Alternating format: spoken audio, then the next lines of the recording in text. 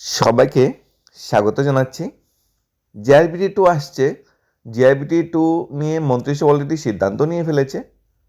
তবে কবে আসছে আর মন্ত্রিসভা জেআরবিটি টু নিয়ে কী কী সিদ্ধান্ত নিয়েছে আর জেআরবিটি বর্তমানে অস্তিত্ব সংকটে কেন আছে, জেআরবিটি অস্তিত্ব সংকটে কেন আছে সেটাও আমরা জানার চেষ্টা করব। জেআরবিটি নিয়ে যারা ভবিষ্যৎ দেখছে, জেআরবিটি নিয়ে যারা আপকামিং ড্রিম দেখছে যে জেআরবিটি আমাদের স্বপ্ন, জেআরবিটি আমরা সফলতা অর্জন করতে হবে জেআরবিটির মাধ্যমে, এবং 2026-এ জেআরবিটি টু আসছে যারা অলরেডি ধরে নিয়েছে, তাদের জন্য স্পেশালি তৈরি করে আজকের আপডেট। জেআরবিটি টু নিয়ে মন্ত্রিসভা কী কী সিদ্ধান্ত নিয়েছে 2023 সালে, 2024-এ এবং 2025-এ, গত 3 বছরে জেআইবিটির মাধ্যমে ত্রিপুরা স্বাস্থ্য দপ্তরে, ত্রিপুরা সমাজশিক্ষা সমাজ কল্যাণ দপ্তরে, ত্রিপুরা গ্রামীণ উন্নয়ন দপ্তর থেকে শুরু করে বিভিন্ন দপ্তরে গ্রুপ সি গ্রুপ ডি ক্যাটাগরির কর্মচারী নিয়োগের সিদ্ধান্ত নিয়েছে। জেআইবিটির মাধ্যমে নিয়োগ করা হবে, সেটা মন্ত্রিসভা সিদ্ধান্ত নিয়েছে। ইভেন জেআইবিটি ওয়ানের মাধ্যমে ছিল আপ টু মাধ্যমিক লেভেল, মাধ্যমিক স্ট্যান্ডার্ডের জবের নোটিফিকেশন বেরিয়েছিল গ্রুপ সি ক্যাটাগরিতে। এবার এটা আপগ্রেডেশন করা হয়েছে জেআইবিটি টুতে। এবার আপ টু গ্র্যাজুয়েশন লেভেলে কর্মচারী নিয়োগ করা হবে জেআইবিটির মাধ্যমে, যেমন অডিটার পোস্টের ক্রিয়েশন করা হয়েছে। অর্থাৎ জেআইবিটি ওয়ানে যেমন 2টা ধাপ ছিল, গ্রুপ সি গ্রুপ ডি, এবার জেআইবিটি টুতে 3টা ধাপ থাকবে। গ্রুপ সিতে মাধ্যমিক লেভেল একটা, গ্র্যাজুয়েশন লেভেল একটা, আর একটা আমাদের 8 লেভেল, ঠিক আছে, জেআইবিটি গ্রুপ ডি যেটা। এই পরিপ্রেক্ষিতে সমস্ত কিছু সিদ্ধান্ত হয়ে গিয়েছে, মন্ত্রিসভার সিদ্ধান্ত হয়ে গিয়েছে। কিন্তু নিয়োগের ক্ষেত্রে বা অ্যাডভার্টাইজমেন্ট ক্ষেত্রে কিছু জটিলতা আসছিল, এতদিন ধরে কিছু জটিলতা আসছিল, কিন্তু বর্তমান সময়ে জটিলতা, অ্যাডভার্টাইজমেন্টের জটিলতা আরও গভীর আকার ধারণ করেছে। বর্তমানে যে সমস্যাটা মেন সৃষ্টি হচ্ছে অ্যাডভার্টাইজমেন্ট ঘিরে, এই সমস্যাটা সলিউশন করা পর্যন্ত জেআইবিটি টুর নোটিফিকেশন আসা অসম্ভব। এবং আমরা যে ওয়েট করছি, সেই অপেক্ষা হয়তো আরও দীর্ঘ থেকে দীর্ঘতর হবে। এবং রাজ্য সরকারের কাছে বড় একটা চ্যালেঞ্জ হয়ে দাঁড়িয়েছে যে কীভাবে জেআইবিটি নিয়ে নতুন সিদ্ধান্ত নেবে।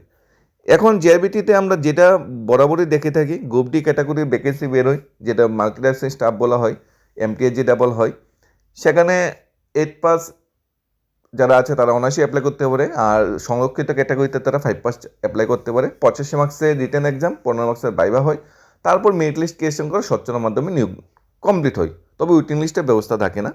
গ্রুপ সিতে সেম, যেমন এগ্রি অ্যাসিস্ট্যান্ট নিয়োগ করা হয়, লয়ার ডিভিশন ক্লার্ক নিয়োগ করা হয়, সেই বিষয়ে অ্যাডভার্টাইজমেন্ট হয় 85%, মানে 170 নম্বরের রিটেন এক্সামে 30 নাম্বার, অর্থাৎ 15% ভাইবার মার্কস হয়, তারপর অ্যাড করে ফাইনাল মেরিট লিস্ট প্রিপেয়ার হয়ে অফার বিলি বন্টন করা হয়। তবে জেআইবিটি গ্রুপ ডি কিন্তু শেষ হয়ে গিয়েছে। জেআইবিটি ওয়ানে যে group D category post creation করা হয়েছিল, নিয়োগ হয়েছিল, সেটা কিন্তু সমাপ্ত হয়েছে। কিন্তু গ্রুপ সি ক্যাটাগরির যে ভ্যাকেন্সিগুলো ক্রিয়েশন করা হয়েছে, যে নিয়োগটা হয়েছিল, সেটা কিন্তু এখনও সমাপ্ত হয়নি। অর্থাৎ জেআইবিটি ওয়ানের যে গ্রুপ সি ক্যাটাগরিতে লোক নিয়োগ করার সিদ্ধান্ত হয়েছিল 2410 জন, সেটা কিন্তু এখনও কিন্তু চলছে।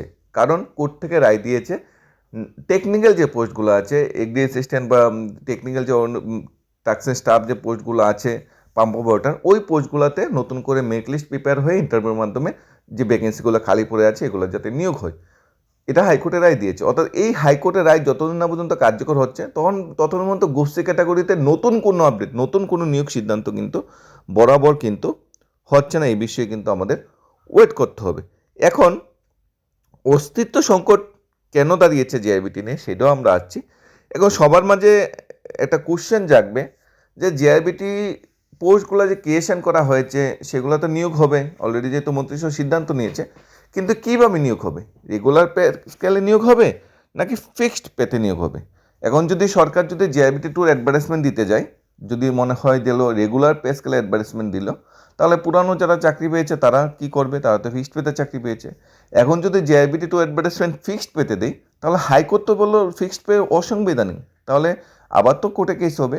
এই নিয়ে কিন্তু মানে বর্তমান সময়ে অনেক বড় একটা টেনশন হয়ে দাঁড়িয়েছে রাজ্য সরকারের কাছে। সেই বিষয়টা আমরা আসছি।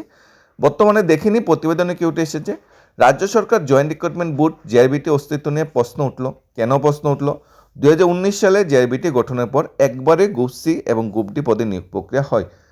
টিআরবিটি বোর্ড গঠন হয়েছে, বারবার নিয়োগ চলছে, বা সেন্ট্রাল এসএসসি হয়, টিপিসি হয়, প্রত্যেকটা বোর্ড কিন্তু বছরে বছরে নতুন নতুন অ্যাডভার্টাইজমেন্ট, নতুন নতুন নিয়োগ হয়। কিন্তু জেআরবিটি এমন একটা বোর্ড যেটা একবার গত 6 বছর আগে একবার একটা চাকরি অ্যাডভার্টাইজমেন্ট দিয়েছে, এরপর আর কোনো চাকরির কোনো নতুন অ্যাডভার্টাইজমেন্ট দিই। এর মাঝে এসএসসি কতগুলো অ্যাডভার্টাইজমেন্ট দিয়েছে, আরআরবি কতগুলো অ্যাডভার্টাইজমেন্ট দিয়েছে, ব্যাংকে থেকে কতগুলো অ্যাডভার্টাইজমেন্ট এসেছে, টিপিসি থেকে কতগুলো এসেছে, টিআরবিটি থেকে কতগুলো এসেছে, মানে প্রত্যেকটা রিক্রুটমেন্ট বুথ থেকে বছর বছর একটা দুইটা তিনটা করে চাকরি অ্যাডভার্টাইজমেন্ট বেরোয়, এমনকি সিটেট পর্যন্ত বেরোয়। কিন্তু একমাত্র জেআরবিটি বুথ, যে বুথটা ত্রিপুরা সরকার গঠন করেছে, যেটা 6 বছরে একটা মাত্র অ্যাডভার্টাইজমেন্ট দিয়েছে, 2019 সালে গঠন হয়েছে, 2020 সালে অ্যাডভার্টাইজমেন্ট দিয়েছে, 21, 22, 23, 24, 25, 26 পেরিয়ে যাচ্ছে, 26 শুরু হয়ে গেছে, এখন পর্যন্ত নতুন কোনো কিন্তু অ্যাডভার্টাইজমেন্ট আসেনি।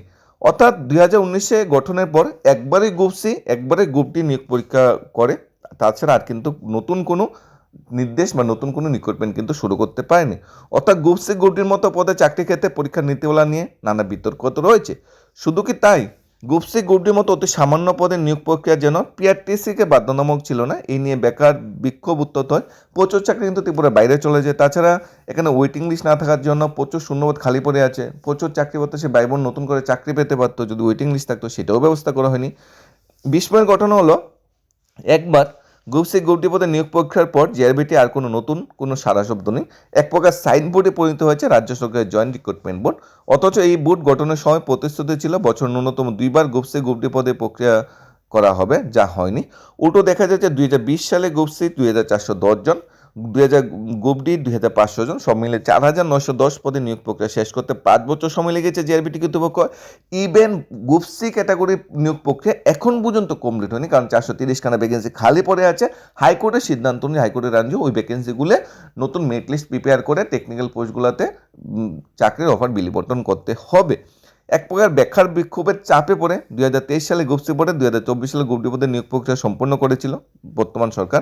অবাক করার বিষয় হলো 2020 সালে গ্রুপ সি গ্রুপ ডি পদে বিজ্ঞাপন দিয়ে প্রায় 5 বছর সময় নিয়ে জেআইবিটি একটা নিয়োগ প্রক্রিয়া সম্পন্ন করেছে ঠিকই, কিন্তু জেআইবিটি কর্তৃপক্ষের দলতে বেকারের চাকরি যেমন থেকে 5 বছর কিন্তু গায়েব হয়ে গিয়েছে। জানা গেছে জেআইবিটি বোর্ড গঠনের পর প্রথমবার গ্রুপ সি গ্রুপ ডি পদে নিয়োগ প্রক্রিয়ার পর কেন আর নিয়োগ বিজ্ঞাপন প্রকাশ হচ্ছে না, চাকরি বেকাররা বারবার জেআইবিটি অফিসে হাজির হয়ে কোনো সদুত্তর পাচ্ছে না। যদিও নেতা মন্ত্রীরা সমাবেশে প্রত্যেক মন্ত্রিসভা গঠনের পর বিভিন্ন দপ্তরে গত 3 বছরে জেআরবিটির মাধ্যমে কর্মচারী নিয়োগের ঘোষণা দিচ্ছে, মন্ত্রিসভা সিদ্ধান্ত নিচ্ছে। 2024 সালে মাননীয় মন্ত্রী সুশান্ত চৌধুরী মহোদয় সাংবাদিক সম্মেলন করে বলেছিল জেআরবিটির মাধ্যমে নিয়োগ হবে, 2023 সালে বলেছিল, 2025 সালে বলেছে, কিন্তু এখন পর্যন্ত গত 2-3 বছরে জেআইবিটির মাধ্যমে মন্ত্রিসভায় হাজার হাজার শূন্যপদ ক্রিয়েশনের সিদ্ধান্ত হয়েছে, কিন্তু নিয়োগের বেলা কিন্তু কোনো প্রকার সিদ্ধান্ত হচ্ছে না, কোনো অ্যাডভার্টাইজমেন্ট কিন্তু আসছে না। 2023 সালে গ্রুপ সি পদে 980 জন বেকার উত্তীর্ণ চাকরি পেয়েছিল, এর থেকে অনেকে জয়েন করেনি, সেখানে কিন্তু ওয়েটিং লিস্ট খালি পড়ে আছে। তাছাড়া নতুন 430 জনকে চাকরি দিতে হবে, অর্থাৎ সেখানে জেআরবিটি গ্রুপ সি এখনও শেষ হয়নি।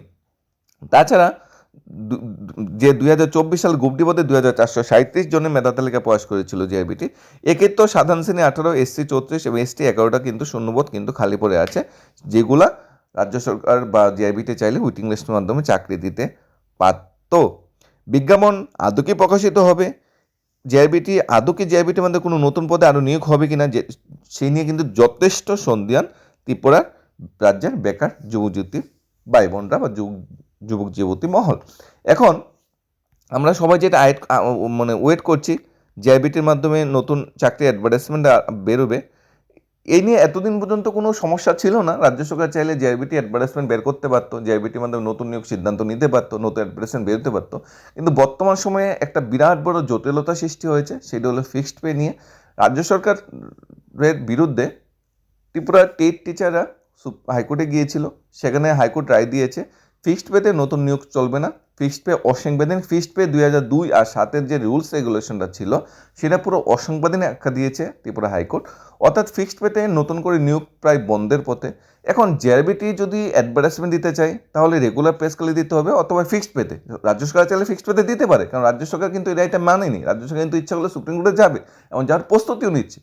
তাহলে গোটাগুটি যদি ফিক্সড পেতে অ্যাডভার্টাইজমেন্ট দিই, বেকার যুবতী ভাই বোনরা তো হাইকোর্টের আবার যাবে, হাইকোর্টের নিয়ম অলঙ্ঘন হবে, হাইকোর্টের রায় অবমাননা হবে, আবার কেস হবে। তা রাজ্য সরকার ভুলও ফিক্সড পের মাধ্যমে নিয়োগের অ্যাডভার্টাইজমেন্ট দিতে রাজি হবে না, চাইলেও রাজি হবে না। এখন যদি রেগুলার পে স্কেলে অ্যাডভার্টাইজমেন্ট দেয়, তাহলে জেআরবিটি 1-এ তো সেখানে 5000-এর কাছাকাছি বেকার চাকরি পেয়েছে, তারা তো কেস করবে না যে আমরা ফিক্সড পেতে পেয়েছি, নতুন কেমন রেগুলার পেতে পাবে। অর্থাৎ রাজ্য সরকার এখন 2 নৌকায় পাড়া দিয়ে আছে, ফিক্সড পেতে নিয়োগ হবে নাকি রেগুলার পেতে নিয়োগ হবে। ফিক্সড পেতে নিয়োগ হলেও হাইকোর্টে কেস হবে, রেগুলার পেতে নিয়োগ হলো হাইকোর্টে কেস হবে। আর রাজ্য সরকার কী চাইবে? রাজ্য সরকার চাইবে থাক, যতদিন পর্যন্ত হাইকোর্ট সুপ্রিম কোর্টের রায় বেরোয় এতদিন পর্যন্ত নিয়োগই করবো না। এটাই কিন্তু বেকার চাকরি প্রত্যাশী ভাই বোনদের জন্য বড় একটা অন্ধকার দিন। রাজ্য সরকার কাছে নতুন অস্ত্র, নতুন একটা পথ সৃষ্টি হয়েছে যে আমরা অ্যাডভার্টাইজমেন্ট দিতে গেলে এটা হাইকোর্টের রায়ের অবমাননা হবে। তাই কোর্টে যেহেতু মানে বিচারাধীন, ফিক্সড পে রেগুলার পে বিষয়টা যেহেতু কোর্টে বিচারাধীন, রাজ্য সরকার যেহেতু সুপ্রিম কোর্টে যাবে, সেই বিষয়ে সিদ্ধান্ত হতে হবে। এবং রাজ্যে কোষাগারে আগে যারা ফিক্সড পেতে নিয়োগ হয়েছে তাদের তো আগে রেগুলার পেতে স্কেলটা দিতে হবে, তারপরে না নতুন অ্যাডভার্টাইজমেন্ট। পুরানো যেগুলো আছে সেগুলো তো সংশোধন করে আনতে হবে। যদি রেগুলার পে স্কেলে অ্যাডভার্টাইজমেন্ট দিতে হয় আর ফিক্সড পেতে যদি অ্যাডভার্টাইজমেন্ট দিতেই হয়, তাহলে হাইকোর্টের রায় অবমাননা হবে। আগে হাইকোর্ট থেকে সুপ্রিম কোর্টে কেসটা যাবে, সুপ্রিম কোর্টে রাজ্য সরকার জিততে হবে যে আমরা ফিক্সড পেতে যে আইনটা ছিল সেটা সাংবিধানিক, সেটা ভ্যালিড আইন, সেটা আইন পাস করে আনতে হবে সুপ্রিম কোর্ট থেকে, তখনই তো ফিক্সড পেতে নিয়োগের অ্যাডভার্টাইজমেন্ট দিতে যাবে। অর্থাৎ এই ফিক্সড পে আর রেগুলার পে স্কেলের বেড়াজালে জেআরবিটি টু কিন্তু অস্তিত্ব সংকটে।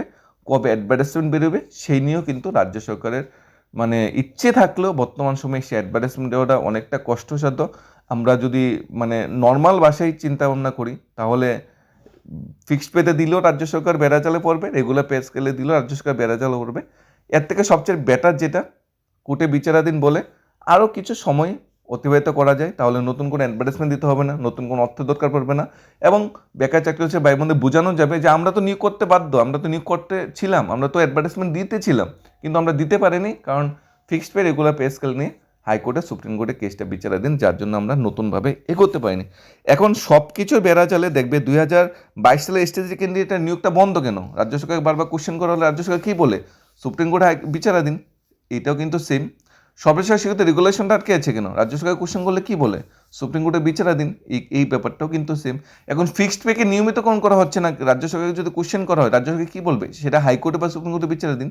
এখন এইভাবে যদি রাজ্য সরকার আবার কোশ্চেন করা হয় যে জেআইবিটি টুর মধ্যে নোটিফিকেশন আসছে না কেন, রাজ্য সরকার উত্তরটা এরকম দিতেই পারে, নাও দিতেই পারে যে ফিক্সড পেতে অ্যাডভার্টাইজমেন্ট দেবো নাকি রেগুলার পে স্কেলে অ্যাডভার্টাইজমেন্ট দেবে, এই নিয়ে আমরা এখন চিন্তায় আছি। কারণ হাইকোর্টে বিচারাধীন, হাইকোর্ট বা সুপ্রিম কোর্ট থেকে যতক্ষণ পর্যন্ত নেক্সট রাইট যতক্ষণ না বেরোবে, ফাইনাল রাইট যতক্ষণ না বেরোবে, ততক্ষণ পর্যন্ত আমরা কোনো নতুন সিদ্ধান্ত নিতে পারছি না। অর্থাৎ এই বেড়াজালে বেকার চাকরি হতে ভাই বোনদের আর একটু ওয়েট করতে হবে। এখন রাজ্য সরকার আছে একটাই রাস্তা, ওই ফিক্সড পেতে যে পলিসিটা আছে সেটা উইথড্র করে সমস্ত কর্মচারী যারা ফিক্সড পেতে নিয়োগ হয়েছে তাদের ইনক্রিমেন্ট, নোশনাল ফিক্সেশন করে তাদের সমস্ত বেনিফিটগুলি মিটিয়ে দেওয়া এবং নতুন করে যাতে রেগুলার পে স্কেলে অ্যাডভার্টাইজমেন্ট দেওয়া হয়। কারণ আমরা দেখেছি group B, group A category অফিসাররা সবাই রেগুলার পে স্কেলে চাকরি করছে, বড় বড় বেতনে চাকরি করছে, তার কিন্তু নিম্ন আয়ের যারা চাকরি করতে প্রত্যাশী যারা আছে, নিম্ন আয়ের যারা গ্রুপ সি বা ডি লেভেলে যারা চাকরি পাবে, তারা কেন ফিক্সড পেতে চাকরি করবে? তাদের বেতন এমনিতেই কম, সরকার আরও কেন কম দেবে? তাই একটা সঠিক সিদ্ধান্ত হওয়াই দরকার যে চাকরি যেহেতু পাবো রেগুলার পে স্কেলেই পাবো। জেআইবিটি টু আসুক, আমরা সবাই চাই একবার রেগুলার পে স্কেল নিয়ে আসুক, যাতে চাকরির প্রথম দিন থেকেই ফিনান্সিয়াল যে বেনিফিটটা আছে, আর্থিক বেনিফিটটা আছে, সেটা যাতে সমস্ত কর্মচারীরা যাতে পায়। এবং তখনই একটিপুরা শ্রেষ্ঠত্বপুরা হবে যাতে সমস্ত কর্মচারী সাথে যদি সরকার সমানভাবে আচরণ করে এবং সমকাজে সমবেতন যে রুলস রেগুলেশন সেটা যাতে চালু করে। তাই সব কিছু মিলে বর্তমানে জেআইবিটি টু যে অস্তিত্ব সংকটে বেরিয়েছে সেটা প্রাসঙ্গিক বর্তমান সময়ে। এখন দেখার বিষয় রাজ্য সরকার fixed pay regular pay scale নিয়ে নতুন কি আপডেট, নতুন কি সিদ্ধান্ত নেয়, তার উপর কিন্তু অনেক কিছু ডিপেন্ড করছে। তার উপর কিন্তু জেআইবিটি টু পুরোটি কিন্তু ডিপেন্ড করছে। ধন্যবাদ।